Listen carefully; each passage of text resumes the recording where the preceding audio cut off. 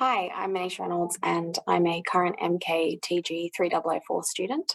Today I will be presenting my Blue Ocean strategy for mothers and babies. So my central idea is a health and wellness podcast. On the right here, I've included a strategy canvas that shows the current competitors in the health and wellness podcast industry. So those include the Kick Pregnancy Podcast, the Gut Health Gurus, and Maintenance Phase. All these podcasts are available on Spotify. So mothers and babies can set themselves apart from their competitors through a strong linkage to social media and naturally integrated sponsorships, which is proven to build trust and loyalty with consumers if sponsors really align and fit with the brand, which is a value of mothers and babies, I remember. Also, I think that mothers and babies could draw from all three of these podcasts by using a combination of information and topics for their episodes.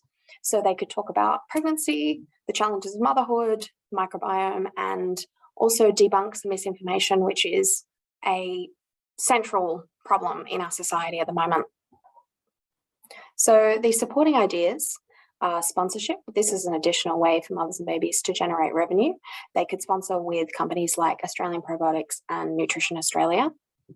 There's also potential for government sponsorship, as the government conducted some research into the microbiome in 2018. So there is some interest in that for Australians' health. So there could be some support there. Social media also is a really important element to this strategy. Mothers and babies should tie their social media postings into the strategy of the podcasting. So this means including additional information, images, links on their Instagram and on their Facebook, as well as encouraging discussion through Q&As on Instagram. The implementation is a really important part of this strategy. So here I've got a Gantt chart that shows the planning through to the finalization of this strategy. The integration of the social media strategy is also factored into the budget as being about $3,000. This includes the paid advertisement that would run for about 3 months after publishing the first episode.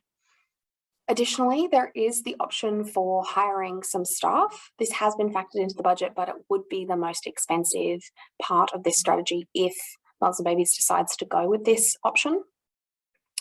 So if the technical aspect of podcasting is out of reach, then there is the option to contract a technician. This would probably only be for the first month. Additionally, Mothers and Babies might need to hire a host casually, maybe 1 to 2 days a week, if their current staff don't have the capabilities or aren't prepared to host the podcast, which would be completely understandable. So some other considerations that are really important for a podcast are if they want to go for an informal or formal format. I would suggest through my research to go for an informal format to make it really engaging and interesting for the consumer. We don't want to go too much into the scientific jargon and making the research confusing for people, as this was identified as a key challenge for mothers and babies. So my recommendation would be about a 30-minute length of the podcast. This would be the easiest to record, edit, and publish in quite a short amount of time. Also, about 1 host and 1 guest per episode to start, I think would be a really good number of people. I've also included on this slide a few ideas for topics and themes that I think could be a jumping off point for mothers and babies. So how does this strategy remedy the challenges that were presented by mothers and babies?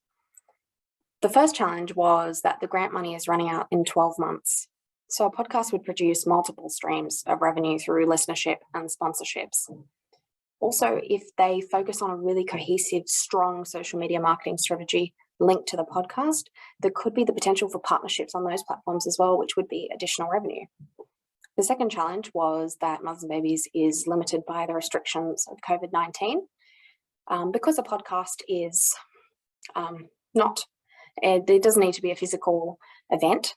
The guests can record from their own homes. That's a relatively easy process. There would just need to be some audio testing and some sound quality management.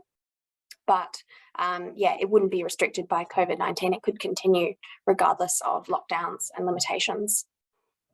The third challenge was communicating mothers and babies research. So as I touched on just before, we don't want to go too much into a formal podcast with lectures and case studies that could make the information confusing again. A podcast could just be a really interesting, easy to understand and very accessible option for mothers and babies. So it's accessible because people can control how they listen, when, how, where. And this is really great for personalized learning and for people who are busy. So thank you for listening. That is my Blue Ocean strategy.